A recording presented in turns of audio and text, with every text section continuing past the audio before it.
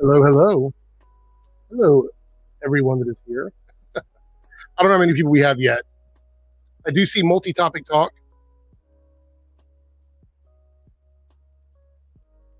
The stream is going. It is going. We are live. Welcome, welcome, everyone. This is a members only chat. So if you would like to participate in the chat, you have to be a member. However, anyone can watch. This isn't going to be like it's a member chat stream. If you've never been to one of these before, basically, if you're a Team Airrick member, this is one of your perks. I do at least one, sometimes two of these a month for Team Airrick members only. Hey, Lane Pennington, how are you? We got a few things to talk about today. I don't know how long the stream is going to be, but thank you guys so much for joining me this Monday evening. South Texas Shark, hello, hello, hello. Thank you guys so much. Let's take the banner down here. I realize it's still up. Hold on. There we go. There we go. Let me start my camera here. Hello, everyone. Yeah, so this is going to be like just a basic random topic stream. If you're a Team Airrick member and you want to ask questions, this is your time to do so. If you're somebody that's just hanging out and watching, this will be available on playback. Title will change, all that stuff, and you'll be able to leave a comment down below. And everybody's having a good day. It's been kind of a weird day for me. I woke up really late today. I have two cats, and they decided to be very energetic this morning and kept waking me up. So I didn't really get much sleep, unfortunately. So I was like, I'm just gonna sleep this afternoon. So I did. That's why there's no video on the channel. I was gonna do a video today, and then I was like, I'm just too tired, so I just decided not to do it. But we got a video planned for tomorrow, all that stuff. What happened to the 5-hour video? So I uploaded it to YouTube. It was like 4 hours and some change. It wasn't fully 5 hours. It's like 4 hours and 30 some minutes. And there was a lot of copyright problems with it because a lot of those videos were removed from YouTube for like violations and copyrights and stuff. So I have to figure out how to upload it without getting hit with copyright strikes. So I need to go into the videos and remove some of the audio and chop it up a little bit more, which is going to take a little bit of time. We'll see. We'll see. Hey, Defunct, how are you doing? Good to see you. I'm hoping to have it up soon. Let me ask you guys a question for Team Airrick members. The first hour of that 5-hour stream with all of the fun clips and stuff, that hour is absolutely fine. Would you guys like it if I uploaded the first hour as a Team Airrick member perk so you guys can see that first hour before the full thing comes out? I mean, if you guys would like that, I could upload the first hour on, as a Team Airrick member video, and then you guys could see it that way, at least the first hour of it, and check that out. I wouldn't mind doing that if you guys are interested in that at all. Totally would do that. Twitch will be tomorrow, Victor. My Twitch streams are moving from Mondays to Tuesdays, probably permanently. So if you're a Twitch person, I will update all of that soon. So yeah. Lone Wolf says, hello, Eric. Just got home from work and did some grocery shopping. Glad to be here. We're glad to have you here. So a couple of things as you see this new layout, right? Late night nonsense with a Z. So you know it's serious. This is going to be a new series that I'm going to be doing. I don't know if I'm going to start it next week or not, but a show over here, kind of like the show that I do on Twitch, but opposite nights. So what I'm thinking is like Monday nights YouTube, Tuesday nights Twitch, Wednesday nights off, Thursday nights Twitch, and then maybe Friday nights YouTube. I don't know. I'm thinking like an on and off thing, but definitely Monday nights. I'm thinking Monday nights, it might be a regular thing for Team Airrick members to come in and chat like once a week. So if you guys are interested in that, like give me feedback. I'm really curious. And if you're not a Team Airrick member and you're watching this on playback and you would like, that would be something that would be an incentive for you to become a Team Airrick member, let me know in the comments. And if not, So a couple of topics tonight on top of the random stuff.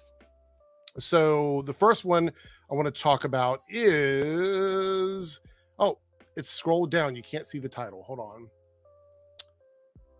we're going to kind of go through this quickly as we talk here.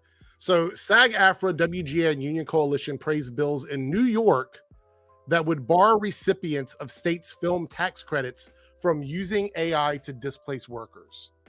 This is a pretty big deal. This is a pretty big deal because this means the state is going, we're not going to wait for, you know, whatever deal the WGA and SAG get with the studios. We're going to go ahead and put into like some sort of like paperwork that if you want to get a tax break, that tax break needs to be for the people working on the movies and TV shows. And I think that's great. I think this is a really, really good thing. I hope more states, maybe California, will do this. If California does this, or if this is something they even talk about, there's no point in the studios fighting about it anymore. There's no point, because this would mean they would lose tax incentives for filming in California if they use AI to displace workers. So I think this is really good. Also, something I saw the other day that I thought was really cool was that they're making it now so you cannot copyright AI artwork and AI films and stuff like that. Apparently, you can't copyright them and keep them as your own. So I think that's kind of cool. And because there's like, if you look at what's happening right now, it seems like it's taking forever for them to sort of come to a conclusion on what they want to do with these negotiations, right? It seems like it's taking them a long time to come to a conclusion about it. And I believe that we're going to need more states that film to step in and do stuff like this, because I think this is going to be really important, honestly, moving forward. So I'm totally down for this. Defunct says, clever move. Yeah. Multi-topic talk. No copyright on AI is fair and should have been done from the get-go. Well, I think that the problem is that people who are doing AI primarily in the creative space are people that just want to make money. And there's absolutely nothing wrong with that. But I think there are also people in the creative space that want to be able to be creative and get paid for it. And I think that's a fair assessment as well.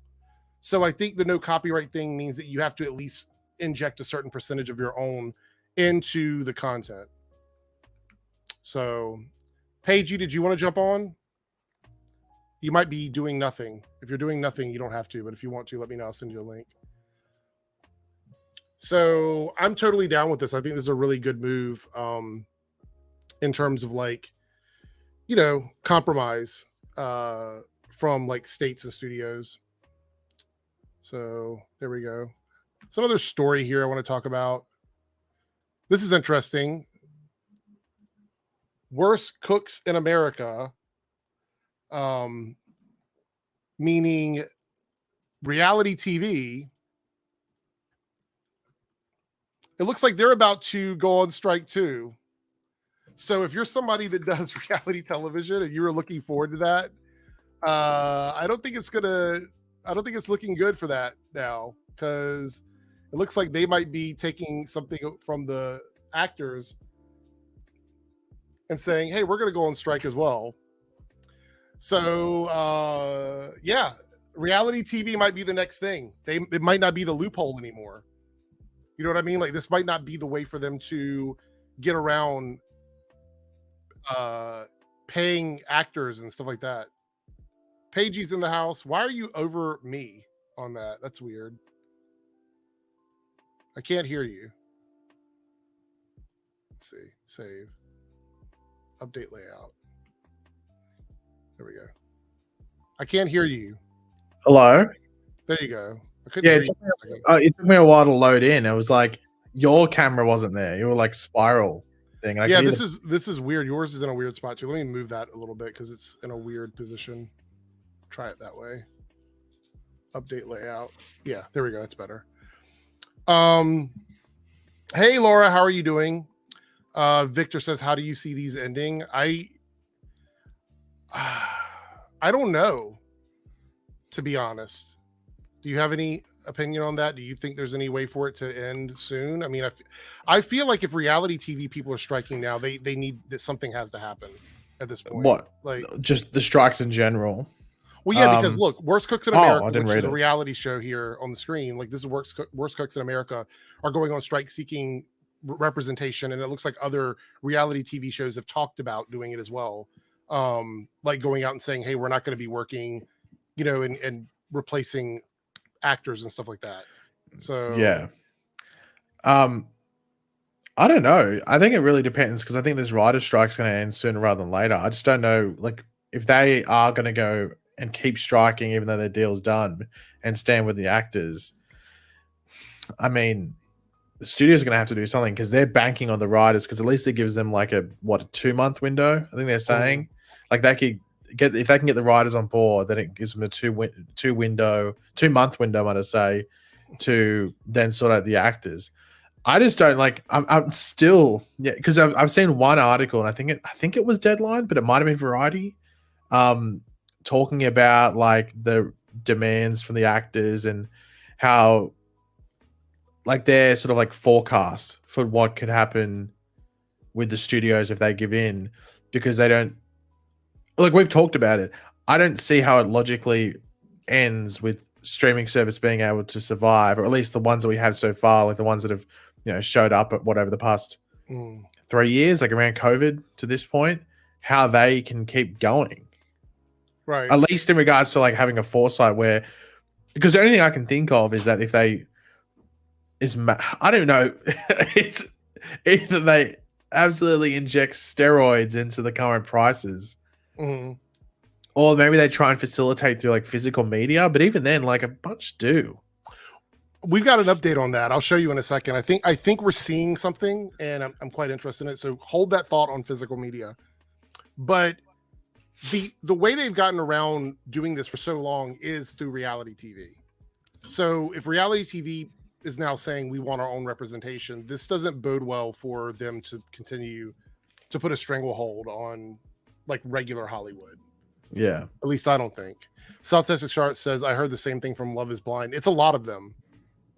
A lot of them are that picture. No, a lot of them I think are basically tired of it. Because think about this, they're having to pull on extra workloads to make up for the lack of other stuff. So I would not be surprised if they're upset about it. Plus, a lot of people in these reality shows are friends with actors. And I'm sure they're friends with writers. So they're looking at it like, hey, we're out here, replacing their shows for the fall because they're not able to do anything. So Multi-Topic Talk says, I hope physical media will come back. I don't like how everything has become digital. Let's go ahead and talk about that. I'll go ahead and bring that up then. So WandaVision, The Mandalorian, and Loki, which are all Disney Plus shows, finally are getting 4K UHD and Blu-ray releases, which is a lot of people complain that if you're a streaming service and you remove something off the streaming service, we can't get, like, fair enough if you can buy it. Like, that's what I've always said. Like, if you're going to remove something from a streaming service, as long as I can go online and like buy the thing, it's not a huge problem because I'll just buy it if I want it. But the problem is that when you have stuff on streaming services that go away off of that service and there's nowhere to purchase it, you lose that without having to like illegally find it. Yeah. So I believe that this right here may be kind of what you were talking about. Maybe they're trying to sort of come up with another market for content so they can pay more by putting out physical media. You know what the funny thing is? What? Well, Disney stopped doing physical media in Australia. The last release was Guardians of the Galaxy 3. That's right. I do remember that. So we won't be getting any of this. Really? You don't think they'll ever come out in Australia at all? No, they unless a distributor down here picks it up, then no. Like Disney themselves aren't distributing physical media in Australia anymore. But you could still buy it though online, right? I mean, you could. Yeah, you'd have to get it shipped from like overseas, and like 4K is a universal. So yeah, it's like Blu-rays are region locked. However, I think that a lot of this does have to do with them wanting to pay like more money for residuals and stuff. Well, the thing is, like, sure, they'll do it with like things that people don't know or buy. Like, it's not funny that it's not a coincidence that they've done arguably the two top Disney Plus shows, And then they also only did season 1 until Mandalorian. They didn't put season 3, which a lot of people didn't like. Right. So they're putting in the quality stuff that they think people will buy. And because it's a TV show, if you don't know, like a TV show, like a season goes for about on Blu-ray or on 4K. I mean, I think Game of Thrones they sell them for like $50 American, $40 American. So with a steelbook, that's why they're doing it because they know that. But do you think this has something to do with them trying to find new ways to offer money for actors and stuff? Or yeah, I guess, but it's also like it's not like they're doing it with everything. They're only doing it with like specific things. So it's for now. For now, but like, do you expect them to put Secret Invasion on a steelbook? Like, probably not. I mean, they may do a limited thing. You know what I mean? Like where you can buy it for because there's going to be collectors that'll buy it. Like I know it's not good, but there will be people that will buy it. I mean, maybe I wouldn't buy it, but wow, you wouldn't buy it? I wouldn't buy it. Victor says, Paigey, did you attend the women's FIFA WC final? No, it was in Sydney. I didn't attend it. I was gonna go to one game because it was like what 10 minutes away, and it rained on that day, and I was like, I'm not going to the stadium because I didn't know. I would have been buying a ticket at the thing, so I didn't know where it would be sitting, so I just didn't go. Hey Anthony, how are you? I think they're putting the most popular. I know you just got here, Anthony, but literally you just missed that part of the conversation. Yeah, I think they're dipping their toes in to see if there's a market for it. Look, by the way, I do believe they will sell a ton of these on 4K. Like these. Oh yeah, because it's a steelbook as well. Yeah, it's still. It's not just that. If it was just a basic 4K, okay, it probably sells something, but maybe not a ridiculous amount. But they're collectors things. Like they come with like little like collector's edition like items and stuff like that, like stickers and like cards and whatever it is. Like, yeah. Did I hear Netflix is stopping DVD service? I thought they did already. No, they were still doing it, but I think they're really. Yeah, they're still doing it. Who was buying? I mean, not buying, but who was renting DVDs through the mail? Well, we have a thing here called Redbox. I don't know if you have it there, where you can go and get DVDs from like the grocery store and stuff. But I think we had Redbox here. We also have like a Video Easy had something, and then is it called Redbox over here? It's Red something. Yeah, we have Redbox, and like whenever you go to like a grocery store, they have them right outside the grocery store, and it's a great market because like people go in and get their popcorn and their candy or whatever. They'll come out, they'll rent their stuff, and they'll go home. And I always see people there. Every single time I go to the grocery store, somebody is there renting a Blu-ray or a DVD. So, I mean, it's a pretty good market because all it is it's a box with stuff in it. Like there's no overhead, there's no employees or anything they really have to pay. So, Cody says, I think Miss Marvel will release with the Marvels on 4K. That makes sense. Oh, they could do bundle stuff. That might be interesting. Like if they put out the Marvels, they could put out like the Marvels, Ms. Marvel, and a steelbook for that in like a bundle, which I think could work maybe. Yeah, it's like a special package. Anthony says, I thought they were going to wait till the multiverse saga is over to do a box set like the Infinity Saga with every movie. Well, I think this is them going, we need to find ways to pay these people because all these streaming shows are like 6 episodes long. So, well, not all of them. I'm being hyperbolic, but they're shorter seasons. And so they're trying to find ways to make up for that money by offering more things. The only problem is they could oversaturate and put out too much and then they won't sell any of them. So they need to be very careful about how they do that. Which, by the way, I have all of I have phase 1, phase 2, and phase 3 all on sets. Does that make me a shill, Paige, according to you? If you bought them as the sets, that's fine. If you bought them individually, that's an L. I did not buy them individually. No. Okay, because you probably just wasted money on a crap movie individually. I hope they won't delay more than. I don't think the Marvels is going to get delayed. I think they're going to put that out no matter what. At this point, I saw some people. I was going to do a video. I might do a short on it later on, but I saw like people online trying to sort of clown Blue Beetle because of like flopping or whatever financially first weekend, whatnot, because of the budget. And I'm like, the budget was really low. Like it was 104 million. Like I understand. I wouldn't say it was really low, but it was on the lower end. I mean, it was originally going to be was it 90 million was the original budget for HBO? I don't know. Well, yeah, because I'm sort of confused because publicly I don't think it was confirmed to be a theater movie until they were either done filming or close to being done filming. But I wonder if behind the scenes they were like, we're this might be one that sits in between. Because also we knew the Batgirl was going to be releasing in theaters outside of America. So Right. I wonder if Blue Beetle would have been the same, which is that in America, it was an HBO Max thing. Mm. So I think that's that, because I saw people going, well, like, why'd they give a HBO Max movie that much money? It's like, I think it's because, well, internally within America, it was going to be HBO Max, but externally everywhere else it would have been theater. So they had to make it a bit bigger because of that. But I mean, look, if the budget is 104 million, then it doesn't. We thought it would need like 300 and something to make a profit, but it doesn't. I mean, arguably, you could say 250 million would be in the green. 250 for like to somewhat break even, but you don't know like specifics in regards to, because also like that's a rough estimate of like where it needs to be. Yeah, think, honestly, it probably doesn't help that like, is it this weekend they have that $4 cinema day, which I bet you a lot of people go see Blue Beetle on that day, which isn't good because it's, I mean, money's money, but at the end of the day, well, they're going to get $2 from every person that goes to that. Yeah. Anthony says, I think they're Moon Knight, Hawkeye, and She-Hulk. So I think Moon Knight would probably be a cool collector's item because they'd probably do something with like all the different suits and stuff on it.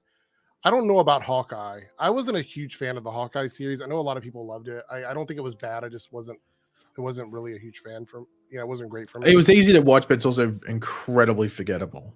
Yeah. She-Hulk will have a core audience that'll buy it. I don't know. That would probably be on the latter end though, because I think they've got it. They're going to go through like as they came out to see which ones they want to release. Yeah, but when they're going to use the people that buy the She-Hulk thing as a litmus test for who goes in the purge. I think that's what I heard. I don't know. It might just be a false rumor. I'm not too sure. Victor says, Arrow and the Canaries, do you feel it would have had more than one season? I don't know. I mean, people like, look, I'll say this, when it comes to like nostalgia, people romanticize stuff. Do you remember how much we hated the idea of this show when it first was announced? It was like a Frankenstein idea. It wasn't an organic idea. Like, it was, because from everything that's been said, I think Guggenheim tried to deny it, but I think there was also other evidence that sort of proved that it probably was the case.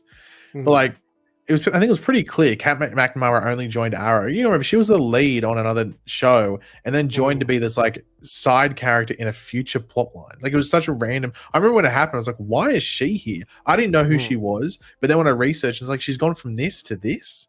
Yeah. Like, I was like, weird. That's such a random jump. And then when the whole thing came out that she initially signed because she was promised her own show, that made so much more sense. I was like, that makes 10 times more sense than her just taking this role. You know what's weird to me is I wonder, was there something contractual they had to break? Because if she signed on for that and they didn't do it, I think they had to film the pilot. I think they had to film the pilot. So they had to, and they didn't film a pilot, but a backdoor pilot. Oh, it was a backdoor pilot. So she filmed it as an episode of Arrow. So yeah, so it still serves the same thing. Yeah, but so they probably filled that thing and it's just up for, and then they might have used COVID as an excuse because you gotta remember, like, COVID happened like what, a month or two after that episode aired. So yeah, I think like they clearly wanted to make a Birds of Prey show, but I guess also try and keep like the Green Arrow aspect. But I mean, I remember I got flack for like saying it wasn't going to work and it was like a disaster waiting to happen, and it was. I mean, I can't remember the pilot episode too much. The only thing I remember is that the stinger was pretty good. Yeah. At the end, that was like I actually think that was a pretty good stinger where you're like, okay, well, I want to see, you sort of were curious just based off that, because I didn't think the chemistry between the actresses was very good. Right. And it felt weird having two characters that are from the present day just randomly in the future. As I said, it felt a bit forced, the whole thing. Yeah. Laura says, do you think Blue Beetle has a chance this weekend because here in the US on Sundays? Yeah, you just said that, Paigey. As far as the actual movie though, I think it was like almost after adjustment, it was like 44 point something, wasn't it? Was that still 43.4 worldwide? Okay. But it's not out in like Australia, which is a big market. The only thing this movie can, like, if it's got a prayer to do anything, is that there's not a lot coming out over the next couple of weeks. So maybe it pulls people in like Elemental did, because Elemental went like 2 weeks before it ever started seeing money. So it is possible that this movie could do that. But if a lot of people go and see it for $4, that's going to really, really hurt the movie in terms of sales. because it's already a movie that had a really weak opening. I think they were saying the opening was. Didn't they compare it to like Black Adam or something? I saw them saying like the opening weekend was No, it's something else. I forget well, what it was. is it the lowest ever? Like, Yeah, that's what it was. They said it was outside of those COVID movies. Yeah, I think so.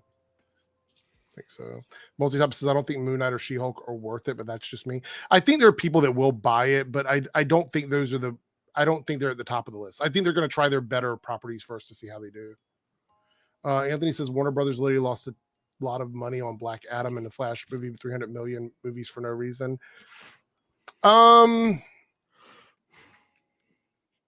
It's tough, right? Like I see a lot of people here on social media and on YouTube that seem to be fascinated with the numbers. I don't care as much about the numbers as I care about the quality of the movies.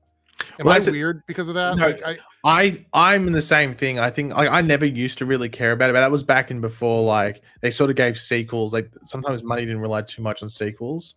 But now it's I guess for this movie it doesn't really matter. Like it's more just like I guess if you wanted to perform, but like it's more for like when James Gunn's movies start coming out, that's when box office is important because that's when like sequels play into it.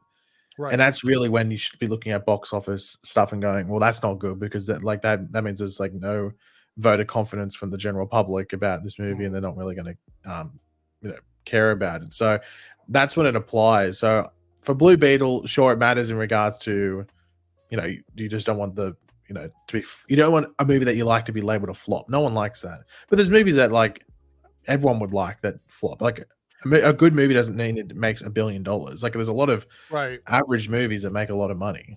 Well, I mean, like look at it this way. I always look at it two ways. There's critical and commercial flops, and there's financial flops, like flops that are bad for money, but everybody loves the movie, or movies that people are like, I fucking hate it, and then it still does really well, right? Like somehow it makes a ton of money, even though people say it's really bad. Like I do remember Venom was kind of an anomaly. People were like, the movie wasn't really that good, the first Venom movie, but it almost made $1 billion. And people were kind of confused on why. And in that sense, it's like, okay, so it's a mixed bag critically, but it still made a ton of money. You know what I mean? But then you have movies like Blue Beetle where everybody that saw it, as far as like critics and stuff, I say everybody, most of them really enjoyed the movie, but financially it underperformed. So I think people look at the dollar amounts when it comes to movies. And as an artist myself, I don't necessarily think the money represents like a success in that regard. Like it is for the studios. Like the studios look at it that way. But as a consumer, I don't think I should look at it that way. Because how many times do you have like a favorite restaurant, like a hole in the wall restaurant you go to that makes the best sandwich you've ever had? But it doesn't ever become like some massive, huge financial success. That doesn't mean that they make bad food. It doesn't mean that you dislike them. It just means that in terms of like financials, they weren't massive. So for me, I think you looking at this, like The Flash, regardless of how many people want to shit on that movie, it wasn't an awful movie. Like, yeah, there were weak points about it. I will agree there are some stuff that didn't work, but I don't think it was an awful movie. Just like I don't think Blue Beetle I think Blue Beetle's, like I said, it's my favorite DC movie this year. And I think it's a really solid movie in general. But for some reason, people are also like, oh, well, it must be shit because it didn't make any money or whatever. I even think Shazam 2 was okay. So it's a weird thing. Like, it's like nuance is lost. How can you even discuss the quality of a movie when people immediately go like, well, it didn't make any money? Okay. Yeah. So are we discussing the quality of the movie or the amount of money it made? Right. I think this is like I think social media can help a movie, and sometimes because I think with Blue Beetle, I think all the social media stuff, it really treaded on Morbius level, and I think that did shift over to anyone that might have seen it. I think that might have actually hurt it because you know how it was all that like the memes and stuff on Twitter about like, oh, where's the trailer and trailer, and then that like was it the Blue Beetle Battalion, I think it was, or yeah, like the whatever it was. I think there was two. I think there was Blue Beetle Battalion and Blue Beetle Army, but I guess Battalion is alliteration, so it works better. That probably should have stopped when the trailer actually came out, because the whole meme was that they weren't promoting the movie.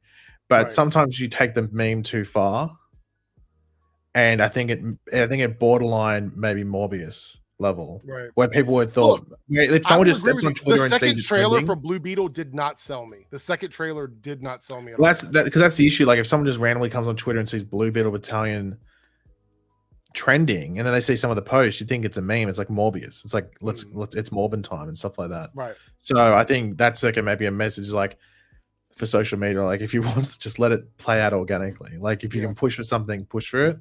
But I think it memed,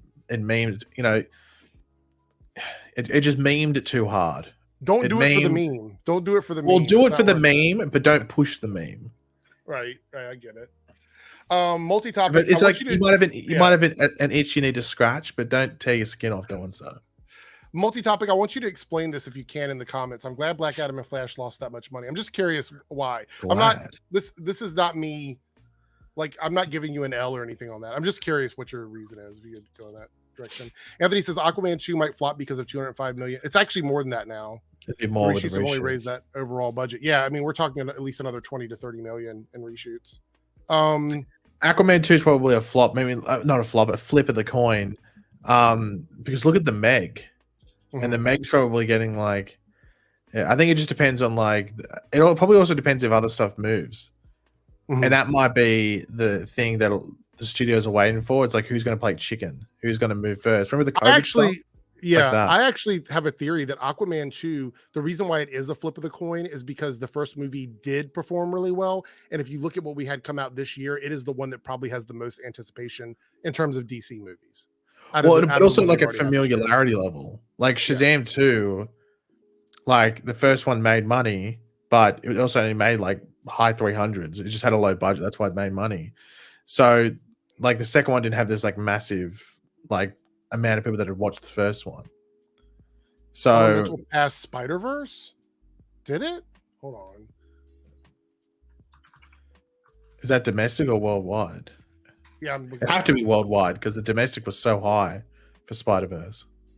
Well, Spider-Verse did almost 700 million. Right now, Elemental's only at 450. So let me look it up and see. You mean the first Spider-Verse? Is that what you're talking about, or the new one? Oh, is it just Spider-Verse? It might be because that first Spider-Verse didn't make a lot of money. No, it didn't. Maybe that's what he's talking about. He's talking about international. Okay, that makes sense. I get that. Yeah, I was gonna say because God, Elemental had to like just come out of nowhere to do that. Thought the Flash movie actually had a 300. I saw an article about that, but some people were saying I didn't read it yet, but I saw people saying that the article didn't confirm that. It was just kind of like an analyst take on it. Yeah, that's hard to believe. The only reason it's hard to believe is because it was 200s. How does it go up 100? But also, like, I'm wondering how does that, like, where would that extra budget have come from? Yeah, because they did some reshoots, but not a lot.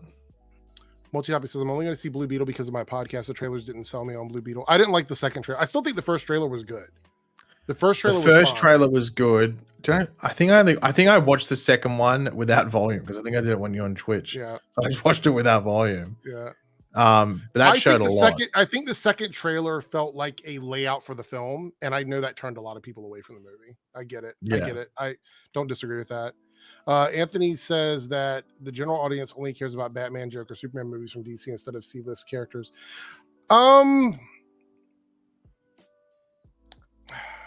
Yes and no. I think in regards to like a Wonder reliability, Woman did really well though, right? Yeah, but I think in regards to a reliability thing, like just people know and go. Aquaman was the only one that made $1 billion, Anthony. Yeah, but I think he's right in regards to like just the basic, like they see Batman, they see Superman, they see Joker, and it's like, well, I'm interested in seeing that based on that because I know it. But then there's stuff that comes in where, you know, because Aquaman, like even like Wonder Woman was, they expect that to open like 70 million. They made like 100 million, I think, opening weekend domestic. So there's like, I think it depends on like, you know, advertising and the general talk around it and stuff like that. Do we agree that BVS then should have made $1 billion? I think 100%. Well, it did. It had 100. Was it 170 million opening weekend domestically? That movie should have easily made $1 billion. So it's kind of crazy. Weird. Like Anthony, I'm not totally disagreeing with you on this. I kind of see what you're saying.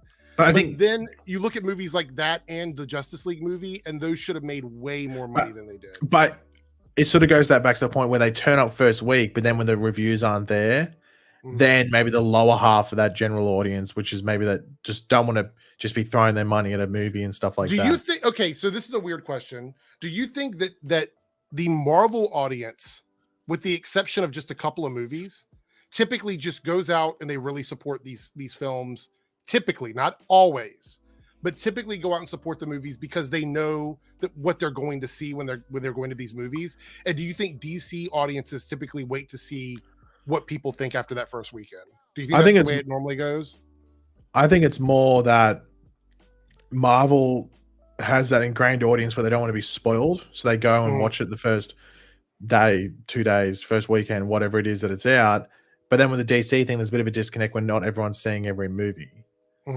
Where some people might have seen whatever the previous movie iteration was. So do you think James Gunn's comments kind of ruined movies for this year for DC by saying that? I think it's hard to debate that he probably shouldn't have revealed that slate, or at least specified it's a completely new world, because that did trickle through to like your general audience, and it's also hard for like, even if there's like, because if there's one person in a group who knows what's happening, there could be 20 people, but if there's one person who knows what's happening, they're going to spread and go, yeah, there's no point watching it. And then all of a sudden you lose 10, 5, 15, 30 million tickets, whatever it is. Victor says, I wanted to see Batwoman. Why was that the only one that got axed? I think because of the Flash movie.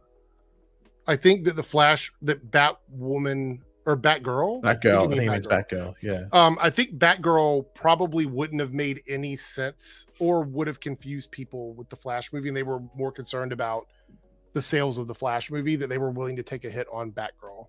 That's what I think. Which, in hindsight, they probably. I don't know. Did you read the leaked plot for that movie? But are we sure that that's if that's real? It doesn't sound very good. So maybe they avoided a bullet. But they had two extremely actors connected with that. Yeah, movie. That's the only thing that like based off what the movie was, it didn't sound very good. Yeah. But it's still that factor that it was going to streaming. Like, how many streaming movies do you go, oh, that's a top 10 movie of all time? Like, there's not many. So I don't know. Blue Beetle was really good, and that was the thing is that it would have been just interesting to see explore that world more, and then possibly expand from it, and then you can get something, maybe better. But it didn't sound that amazing. Yeah. At least, but who knows if that was actually legit or not. But some of it sounded real based off set photos. Yeah. Quinlan says, I only watched Shazam 2 and it wasn't that bad to me as I saw the issues with it, but it wasn't horrible. Look, Shazam 2 wasn't as good as the first movie. I think we can agree on that. But it wasn't as bad as everybody made it out to be. I think there were issues, but it was still fun. I still like it a lot. Like the first one is clearly better. Like the first one is a top 3 DCEU movie, or top 4, depending on like I have to probably re-rank them. My issue with the second one is just the villains. I didn't really like. I think like Lucy Liu and Helen Mirren and Rachel Zegler and stuff. Well, Rachel Zegler's not really a villain, but anyway, they fine, but it just doesn't feel like it suits that movie. Right. It feels very. It doesn't feel like it should follow. I don't know why they didn't follow on from the first one and do like the Monster Society and stuff. That would have been fun, but maybe they thought that was too weird, so they just went really generic with these. Like they probably should have gone with the other option there. So Aquaman 2 doesn't exist. No trailer. I'm surprised there is no trailer yet. That's why I'm so worried about like what's going to happen, because they released a Wonka trailer. So yeah, but I'm curious, like if they were going to like promote Aquaman, this Blue Beetle movie would have been the perfect example of a film to do it with. But the only other one I think they would do it with is Dune. Maybe Dune will have an Aquaman 2 trailer attached to it if they put that out.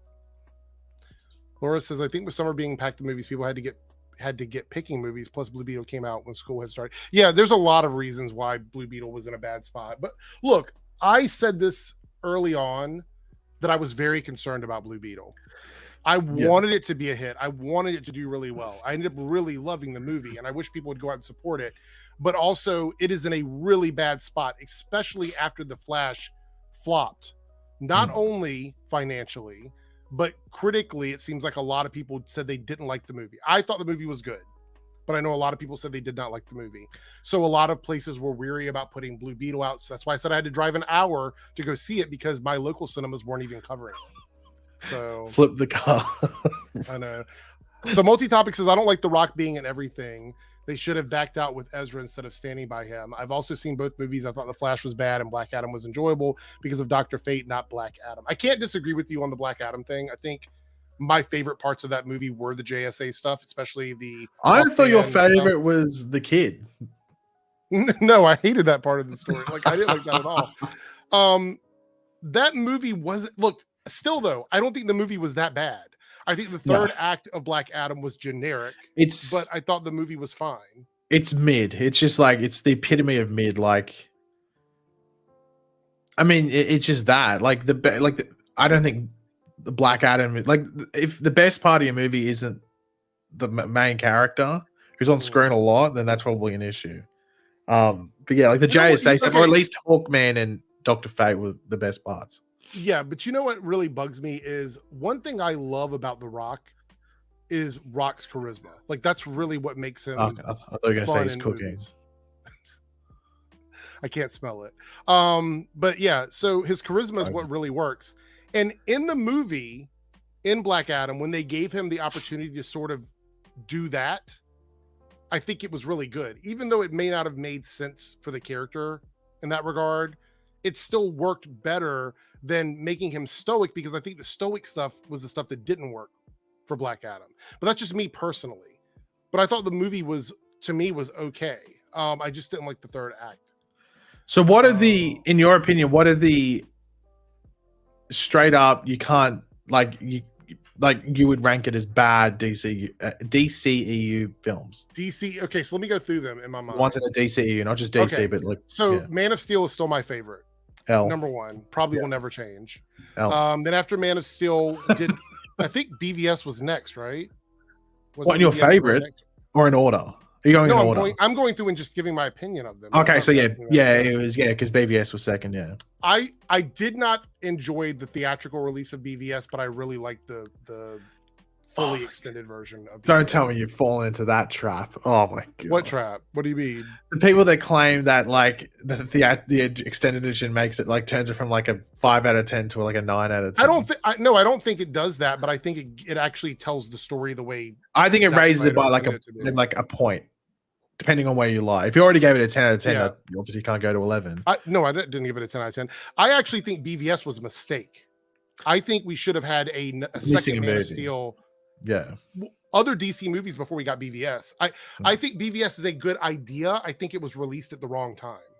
That's what I think. I think it's sort of like, I think it should have been the movie before Justice League, but it shouldn't have been the second movie following a disconnected Man of Steel, which has no connections. Doesn't mention, like, all you see is a Wayne. Was it a satellite? And then like that's it. Like you see a Wayne satellite. That's the only connection to a large DC world. Right. That's there. So that's probably the mistake, and that's where they're like a Man of Steel 2, whatever it focuses on, then broadens that and mentions whatever it might be.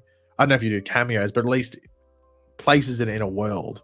But one thing I like about Man of Steel is that it doesn't have a bunch of shit like that in it. That's what I liked about that movie, was it did feel like it was. That's one of the things I really like about Blue Beetle, was Blue Beetle doesn't rely on other stuff. Like, I love. I thought you can say one of the things Man of Steel doesn't have it in his color. It is saturated though, but BVS for me, and I know people probably won't agree with me on this, I think that was the big mistake for the continuation of the DCEU. I think it was where like, how would you say? It's like when you're playing Jenga and someone just takes out one of those blocks from the bottom and you're like, what are you doing? Yeah. Start from the top. Like, that's what there's a couple things I will defend about BVS, and this is only to dig myself out of the hole that I'm digging myself into. Don't defend the computer files. No, I'm not. Okay, Wonder Woman was really good in it, though. I think she was a really great addition to that. Without her in it, I don't think it would have worked nearly as well as it did. Which is weird because she just kind of shows up, but when she's there, it makes more sense. So I liked her. I think the visuals. Look, Zack Snyder always, like, his cinematography always looks good to me, so I have no issues with that typically. And I did like all of the cool bat stuff that we got in it, like the Iron Man armor and all that stuff. Like all of that looked really neat. I just feel like that movie was too soon, and I don't think we got a chance to really get to know Superman before that movie came out. Like the way people worshipped him and everything. We We literally left Man of Steel with him learning to be Superman, and then we get to BVS and he's already hated for being a god figure. Yeah. Like we never got that. And you get the growth of montage. character. You just get like a montage of him doing stuff. Right. Right. So that was my problem. So I think for me, BVS didn't totally work. And then after that, we had Suicide Squad. Okay. Suicide Squad. Suicide Squad was not bad. I like some of the ideas in it, and obviously Harley Quinn was really good in that movie. I think that movie felt a little disjointed, but I still had fun at it. I had more fun at that movie than I did at BVS because I think that movie had moments where it didn't take itself too seriously. It did a lot, but not as much as pretty much BVS. Suicide Squad up until they get to Midway City, in my opinion, is good. I think it's actually pretty damn good. I think it's fun. I think it knows. I know a lot of people don't like the character cards at the beginning where they. I love that. I love that. I thought it was, and they did like comic book stuff there. I thought that was really, really cool. Yeah. But once they get to Midway City, and I think we've talked about this before, it just felt like a boring version of like Last of Us or something. Like they're just slowly going through the city, and then here come the villains, fight these faceless goons, continue to next checkpoint. Faceless goons. Continue to, a character dies. Faceless Did you hear that he apparently he wanted them to be parademons? Did you hear about that? Apparently that was the original. Yeah, but I think Snyder said not to do that because it was stepping on what he wanted to do with Justice League. Yeah. And then what came after Suicide Squad? Was it Wonder Woman? Was that okay? Wonder Woman was a bright spot in there. I think Wonder Woman, even the third act, which gets a little bit like formulaic, I think Wonder Woman 1 was a really good movie. I don't really have any complaints about Wonder Woman 1.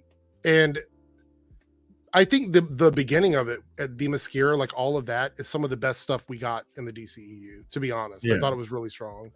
So no real complaints about Wonder Woman. I think Wonder Woman was the next sort of bright spot. And then did we get Aquaman first or Justice League? No, so Justice League theatrical cut. Awful.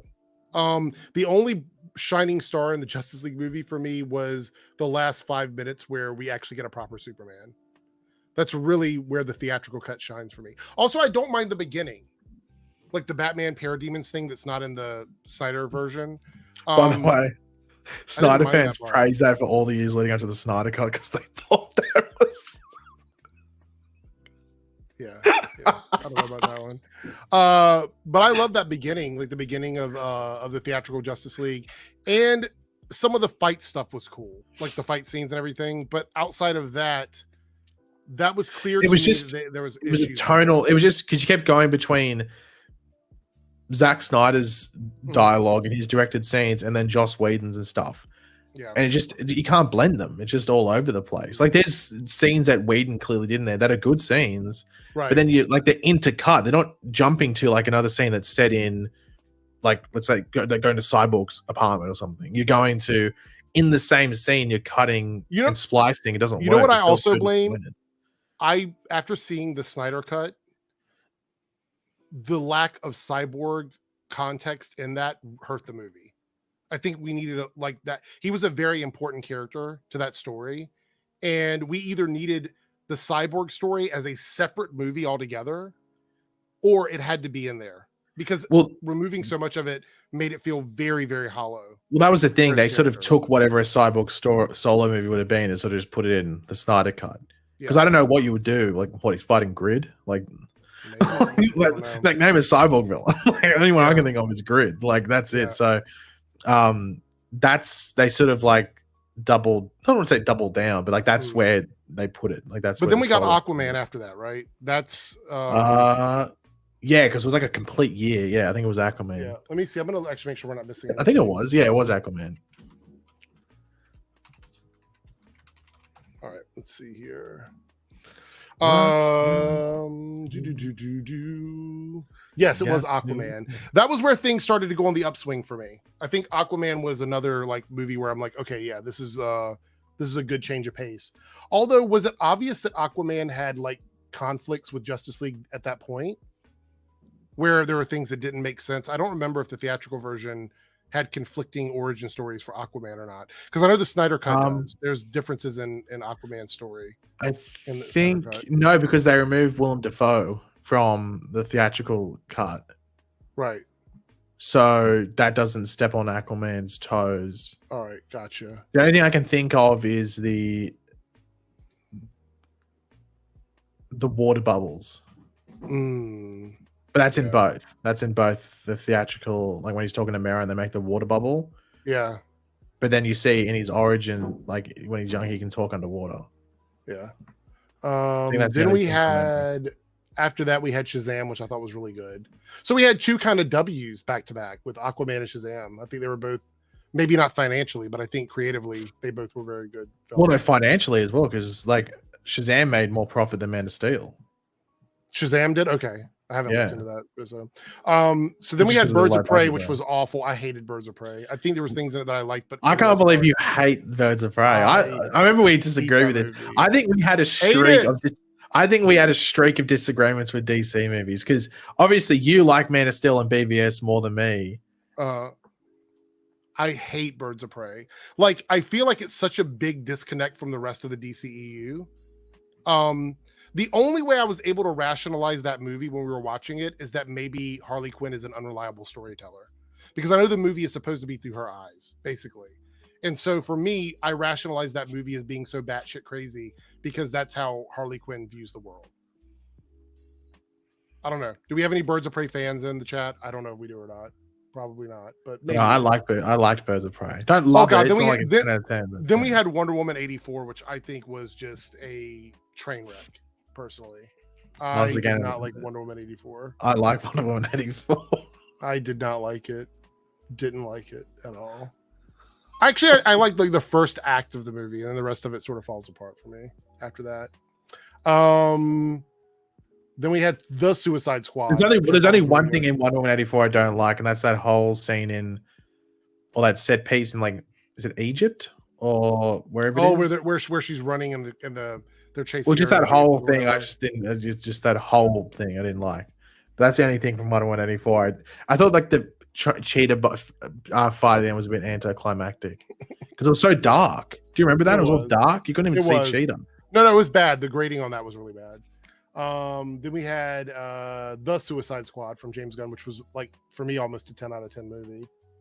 And then we get to the more modern stuff, which is Black Adam, which we already talked about, that Shazam, and then the Flash and then Blue Beetle, which Blue Beetle's listed as the DCEU, but we don't really know exactly like how that's going to go, I guess, in the long run. Anyway, Anthony says, I still don't understand why the Kraven the Hunter movie that movies literally was not going to make. Okay, I'm a little bit confused by that one. I don't understand. I still don't understand why Kraven the Hunter movie moved. Oh, I don't understand why Kraven the Hunter movie moved. Comma. That movie's literally was not going to make a lot of money in October. Oh. Okay. Got it. I don't know either.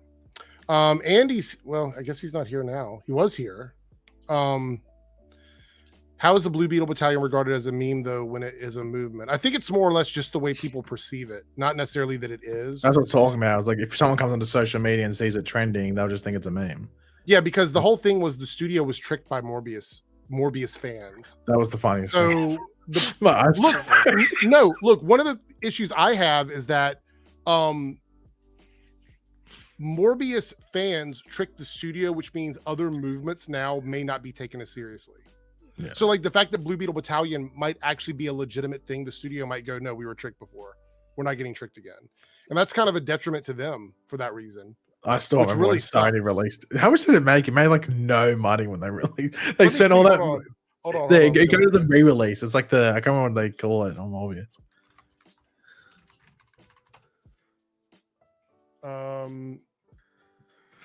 Sony's reissue of Jared Leto's Morbius earned what, 300,000? No. Wait, hold on. It's not right. It's in Forbes. That can't be the right number.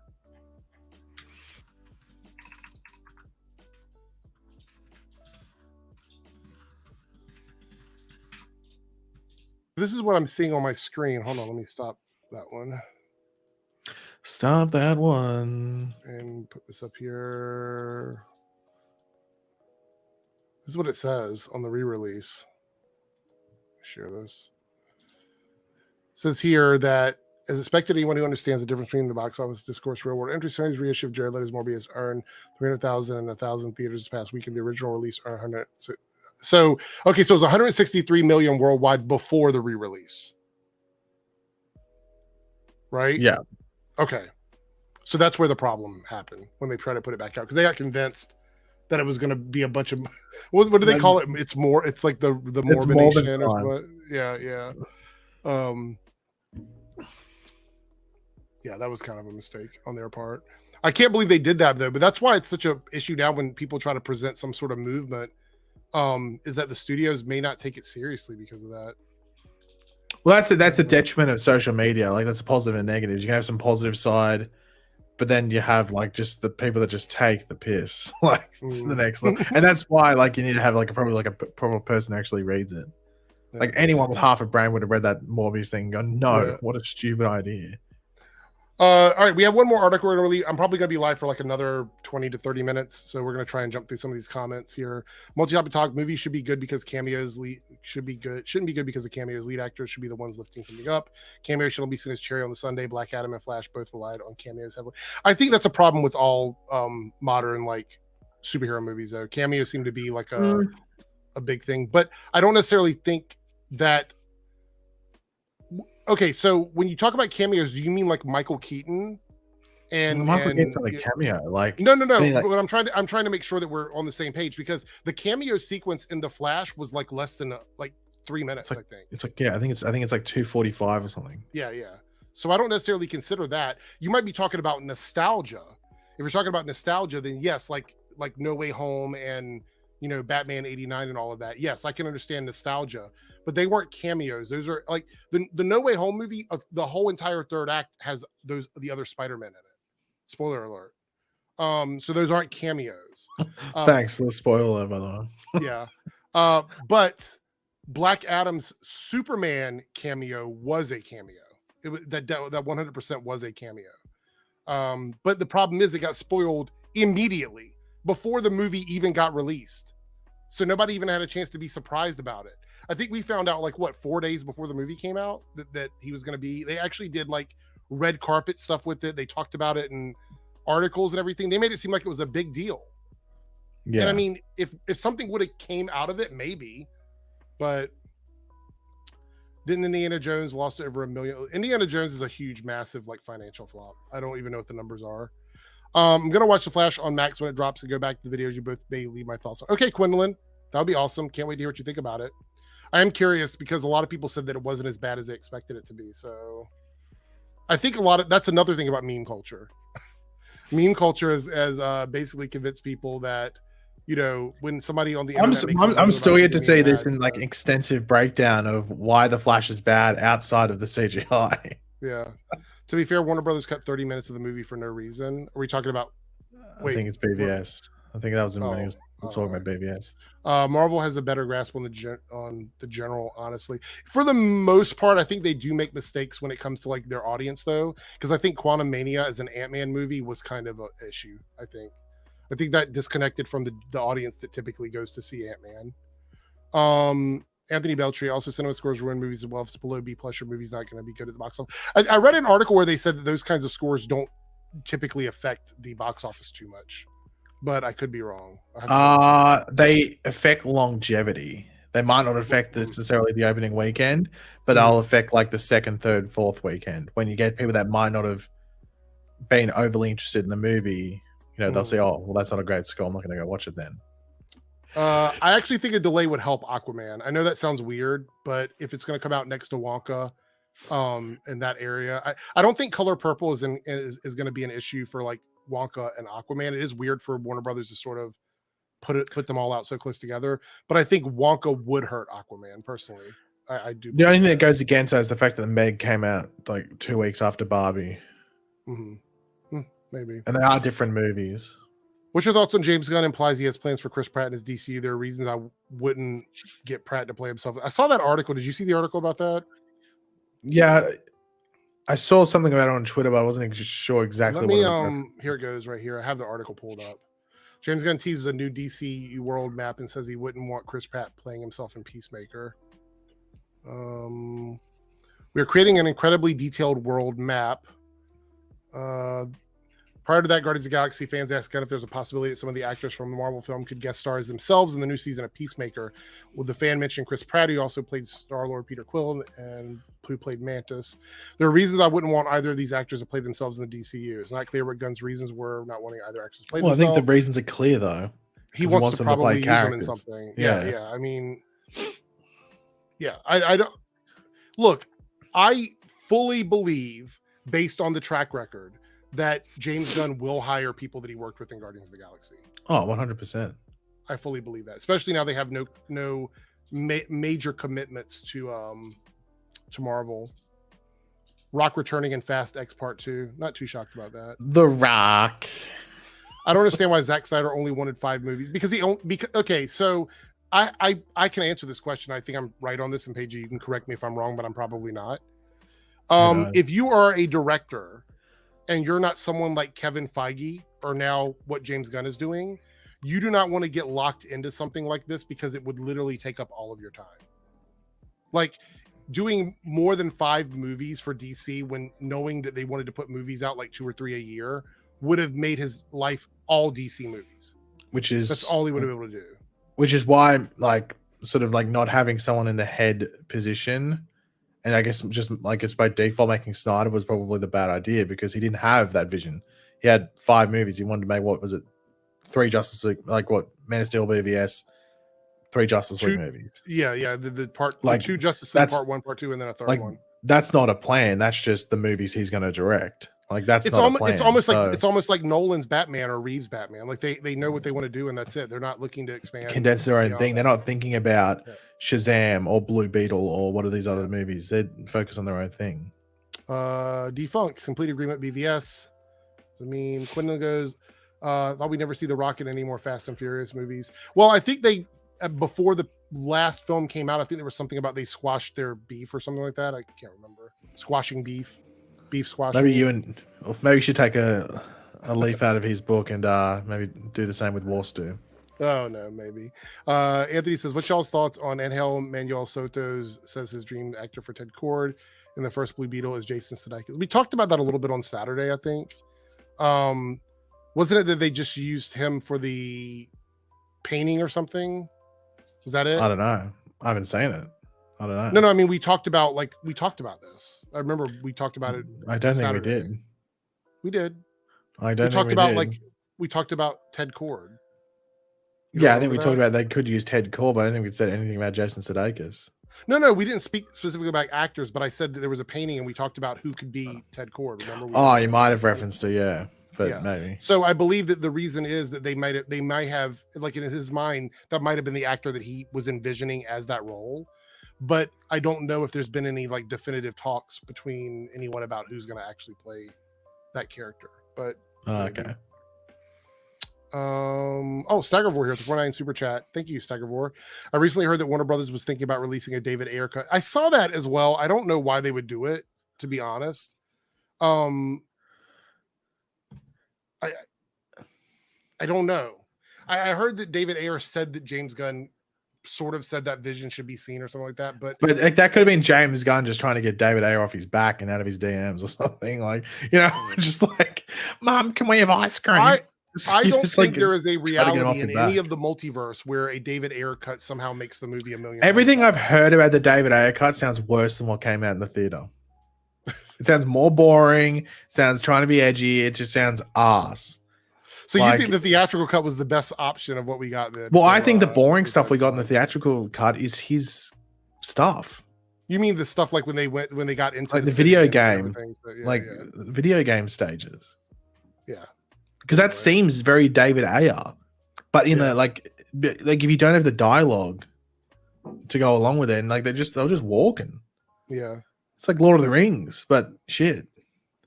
Anthony says, I see Chris Pratt as a booster goal. I don't know if they would do that. That seems really obvious. I don't know if they would go that far to make him booster gold. They might, but I feel like his booster goal would just be Star-Lord 2.0, basically. Maybe that would work. Would you, Paige, would you go see a booster gold if he was Star-Lord 2.0? Would you go see that or no? He probably works as booster gold. I think he cast someone better in the role. but he'd work as Booster Gold. But it's like that's going to be a TV show, so I don't think that you do that. I think if you're going to use Chris Pratt, you're going to put him in a movie, and you're going to put him as a character that maybe it's just because Pratt's playing him. So you wouldn't waste Chris Pratt on a TV show. So and surely James Gunn would know that. So I think I don't know necessarily who I can like. Can you think of them making a movie with something with a certain character in a movie that like Chris Pratt would suit? Because Booster Gold's a TV show, as I said. So yeah. Out of the ones that have been announced already, is that what you're talking even about? Just any DC potential film, and that he could play the character. I would have liked to seen him as a Lantern. I think that would have been kind of cool. I don't know how they would have worked that in, but I think he would have been a cool Lantern character. John Stewart? No. Hal Jordan. Put him in as Hal Jordan, maybe. He might be Kyle Rayner. They might make him Kyle Rayner. That might be his character. To have him and Nathan Fillion interact with each other. What do you think? I mean, you could make him like I'm just trying to think of like someone that's like they would do a movie on, and that I don't know. I'm looking backwards at my comic books to see if there's any names that pop out. Oh, by the way, did you notice the fun thumbnail that I made for the stream? Yeah, it's like AI Felicity and Oliver Queen as Batman. Yes, I was going to say, did you notice who it was? Batgirl. So I did Emily Bett Rickards and Stephen Amell as Batman and Batgirl. I didn't know if you noticed that or not. I thought that was kind of funny. I did, Eric. There's one reason I didn't want to click on the video in the first place. Would you like to see a movie of the two of them playing those characters, like a Batman Batgirl movie with Stephen Amell? You wouldn't? I still remember you wanting Felicity to become Black Canary. Did I want that? I don't think I wanted that. I think you're remembering. Pretty sure you did. Pretty sure I remember those videos. You're remembering things incorrectly. I don't think so. I think I might be right in that analysis. I'm not even going to say that. I think I know. I feel much better about AI now that they've ruled that it can't be copyrighted. So I'm like, all right, cool. Now I don't have an issue with it. So, speaking of Omega here, Victor, I will be reviewing Ahsoka, but it's going to be funny because I consider myself to be this is a self-deprecating term. I'm pretty much a Star Wars normie. So I'm going to be reviewing it from the standpoint of somebody who doesn't know a lot about Star Wars. So it's going to be funny. The first 2 episodes drop tomorrow. My review will be up on Wednesday, and it's going to be quite funny. I can assure you. So did you see the latest dailies in the box office? Blue Beetle only made 300,000, not even 300,000, 220,000 more than Barbie. So Barbie could be number 1 at the box office. Oh my gosh. Again by tomorrow. Oh. So they update, worldwide. So just want to look at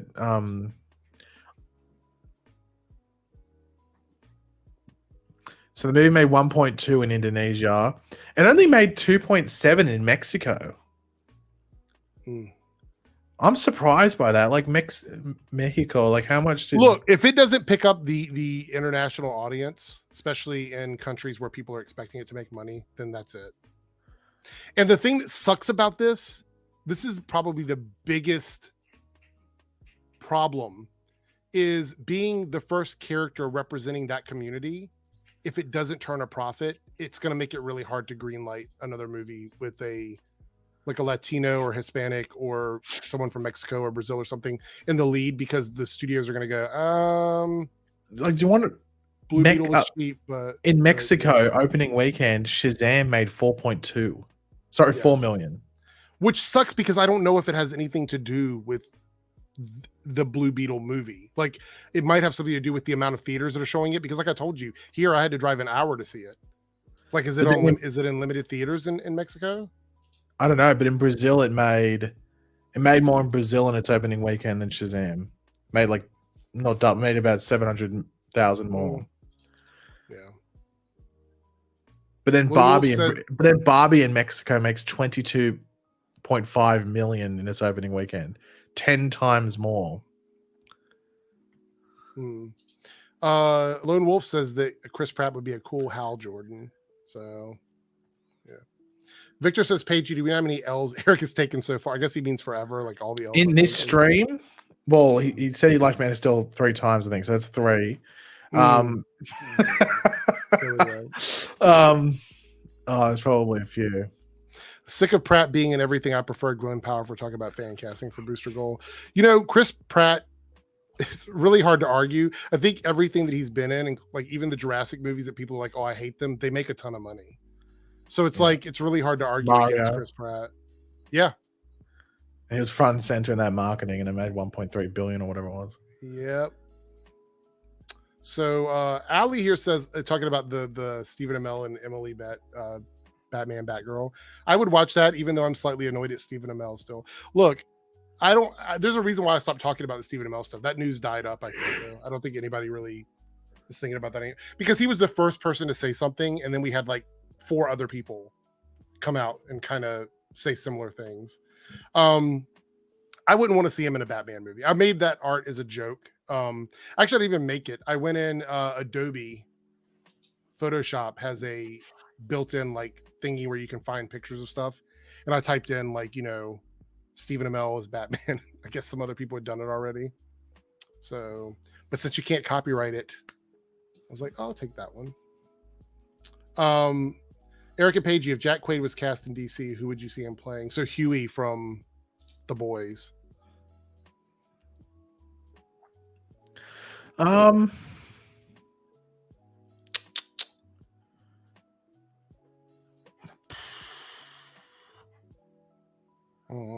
can't think of who I could see him playing? I don't know if James Gunn would have any plans for him at the moment. Mm-hmm. But Elongated Man, Ralph Dibny. I was gonna say, you know what? You like almost read my mind. I thought about that. I was like, yeah, he could probably play a good version of that character. That's the person the character that springs to mind. Hmm. Yeah, probably Ralph Dibny. Maybe. Defunct says Pratt is annoyingly popular. Yeah, yep.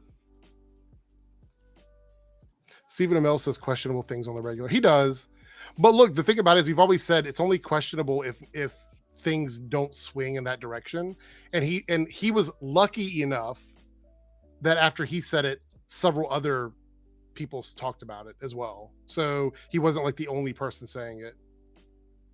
So he lucked out in that regard. Will we have I don't know if we're going to get a season 4. I hope we get a season 4, but at this point, I don't know. I have no idea. Out of all the shows in the Arrowverse, which one do you miss the most? That's a good question. Probably Arrow. Out of all the shows in the Arrowverse, I could have seen Arrow going on longer. I mean, it's Arrow, Flash, really, but Arrow's actually been like Flash has only been gone for. I mean, Flash wouldn't even be back on the air because of the writers' strike. Yeah. So, but the other thing is that I think Flash wrapped up at a good spot. I think Arrow could have told more stories. Arrow felt like it could have had 2 more seasons. But Stephen Amell wanted to move on, which I understand. Well, not only that, but they could have actually properly set up like him passing the mantle on instead of making it feel very rushed or whatever, like they were doing it. Yeah. Like a scene before he dies, like he passes on the mantle. Baby. By the way, that meme with Grant, like I've seen it in places that are not even connected to the CDA. I'm like, what the hell? Like that stupid picture. Your mate Elon used it and stuff like that. He said he could see Jack playing Arrow. I don't know about that one. I want probably not, to be completely honest. Ali says, yeah, I don't think it needs to be talked about anymore. Just more me personally, I'm affected by the strike. Well, sorry to hear that. But yeah, I think he lucked out because like right after he said it, then we had Zachary Levi talking about it, Jamie Lee Curtis, and then like a bunch of other like random people in the industry. I think some directors are talking about it, some writers are talking about it. So luckily for Steven, he wasn't like that fart in the wind. He was in a room of farters. So do you mean fart in the elevator? Is that it? Is that what it is? Fart in the wind, fart in the elevator? Well, a fart in the wind would just blow away. Like a fart in the elevator would just stay there. Yeah, but you could be standing behind the person when they. Yeah, but the wind would still blow it past. But you're still standing, Paige. It would still stink though. If anything, a fart in the wind. It is the fart in the wind. It came and went, and then someone else farted. But you still smelled it. You still had Yeah, to but smell who it. dealt it? If you're in the elevator, you never know. Like if you're in the elevator with like 10 people and somebody farts, I know everybody's like looking around like, who the fuck?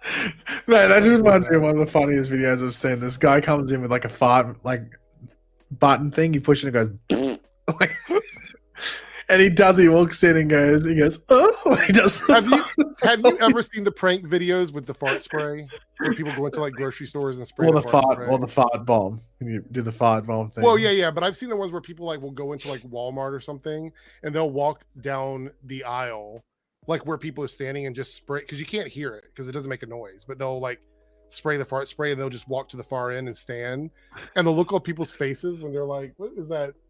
No, because if you ever smell them, they don't smell like actual farts, they smell like animal shit is what they smell like. Like, I'm trying to remember what's the one I saw. Like they had like a bottle of fart spray and they like just doused something in it. I think. Oh, you know what they did? They did it on the numbers on the elevator when you press the buttons. Oh, so you smell it with your hands. People's fingers smell like fart spray. No, the one I saw is like people going in for like prank videos, and they'll like if you go into a store and they have like a shelf full of like hundreds of candles. Yeah, with, like the jars on top. They would open the lid up and like spray the fart spray into the candle, then put the lid back on it and go up to random people and go, I can't really smell right now because I've got congestion or whatever. Can you tell me which one of these smells better? And they like open them up in order, like the normal one first, and they'll go, oh, okay, that smells good. Then they'll the one with like the fart spray in it, and they're like, what the fuck is that? Like they're pretty stupid. I go down a rabbit hole sometimes. Defunct says, anybody watch Steven's Heels show? I have found it very mid. Did you ever watch the first season of that? Or I watched like half of season 1, but I'm not really into wrestling and stuff. I think you sort of have to be into wrestling to sort of enjoy it. Yeah. Like some of the other dynamics were fine, but it's just like I think you have to be into wrestling to sort of like it. So I wasn't going to force myself to watch it. He would do the goofier side of Arrow like the Justice League animated series did. I mean, maybe, but for me, I think Oliver Queen needs to have, because Stephen Amell, regardless of whether or not you like him, sort of defined what that character is supposed to be like, even more so than the Smallville version, which I know people would probably get mad about that. But I think that he needs to have like a certain like almost Playboy quality to him that I don't think Jack Quaid has. But I could be wrong. Why would it be cool if Batman showed up in My Adventures with Superman season 2 since Vicky Vale showed up? I don't know if they want to go that direction with the show because it is a Superman show. If they wanted to bring him on as like a guest, that's fine. But I feel like they may. I think that show is such a surprise hit that Warner Brothers is probably like, why the fuck did we sell this to another studio or another network? Because it's doing really well. People are really enjoying it. So they may expand that universe. We may see that studio working on other like properties, maybe. Defunct fart physics are being debated. Well, this is a Twitch-esque stream on YouTube, so Yeah, the only thing that's taken away from being full on Twitch is Eric pulling out the chaps. Oh yeah. Do you think Arrow movie would do well? I think it would. I think a Green Arrow movie would do well, but they need to strike while the iron's hot. Like right now, Green Arrow still is sort of a character that people recognize. I think if they wait too long, it might be too late. I think they need to do it in this first like dozen films. I think they have to cast it properly. Like they can't if I see Charlie Hunnam cast as Green Arrow, I'm gonna lose my mind in the worst way possible. I hate that fan casting now. It's so like as soon as I see anyone say I'm like, I'm never listening to you again. Wasn't he in that movie, the Warrior movie or something? What was it called? King Arthur. Yeah, that movie where it was like it completely flopped, like it didn't do good at all. It cost heaps. That movie's actually not that bad. He's actually decent in it. It just flopped and like it was very weird. Yeah. Another financial flop, I guess. Let's see. Chaps perk. Yeah, Paigey loves to bring those up. It always says assless chaps. I'm like, all chaps are assless. Let's see. Green Arrow existed. James Gunn University mentioned him in Peacemaker. Well, Peacemaker's a weird movie. Like we haven't figured out how they're going to make Peacemaker work from the first season. Because here's the deal: Peacemaker also featured all of the Justice League from Zack Snyder. Well, pretty much all the Justice League. So I don't know how they're going to do that. I don't know how they're going to make it work. So who knows? Charlie Hunnam was the original United Kingdom Queer. Oh, in the Queer as Folk series. Oh, I didn't know that. Didn't know that. My second guess, I could see Jack being the Flash. He'd have the humor. Okay, I could see him playing a Flash like down the road somewhere, a version of the Flash. But I don't necessarily know if I'd see him as. I don't think I'd see him as Barry Allen. I could see him as like, and then again, he's probably too old to play like Wally West or anything like that. So yeah. I think Ralph Dibny's honestly probably, not to toot my own horn, but it's probably, at least from the top of my head, one of the better fan castings for an actor like him. I would agree with that. All right, so we're gonna get. He played the 14-year-old. Oh, I'm not reading the rest of that line. Okay, so we're gonna end the stream. Thank you guys for coming in and hanging out. I'll be doing another one of these down the road. These member-only late night streams. So make sure you stay tuned for that. And this will be available on playback for everybody to watch within the next, I don't know, 7 or 8 hours. It's going to be members only for a bit, and then it will go up for the general audience shortly. So if you're not watching this live, come back and check it out later. Thanks, Paigey, for hanging out, and I'll see everybody tomorrow on Twitch, where it will get even spicier on Twitch. Ooh, bring the milk. Bringing chaps.